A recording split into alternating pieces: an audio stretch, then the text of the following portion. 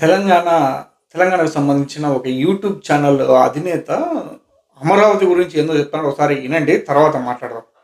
ఆయన అధిపతి బౌద్ధులకి గురువు.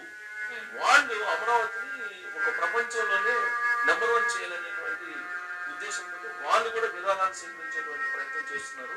5,00,000 కోట్లు 5,00,000 కోట్లు 5,00,000 కోట్ల రూపాయలు విరాళాలు. ఈ ఎంత అవులేగా ఉందంటే, అరే భయ్ 5,00,000 కోట్లు అంటే దాదాపు India budget, India stock market value almost 430 లక్షల కోట్లు. 430 లక్షల కోట్లలో దాదాపు 5,00,000 కోట్లు అంటే అప్రాక్సిమేట్గా వేసుకున్నా కానీ మీరు దాదాపు 1% stock market, Indian stock market 1% వాల్యూని విరాళాలుగా సేకరిస్తుందంట బౌద్ధ సంస్థ. సేకరించి అమరావతికి ఇస్తుందంట. మరి చంద్రబాబు సంపద సృష్టి అంతా ఎక్కడ పోతుంది రా భయ్? ఇదంతా చూడండి.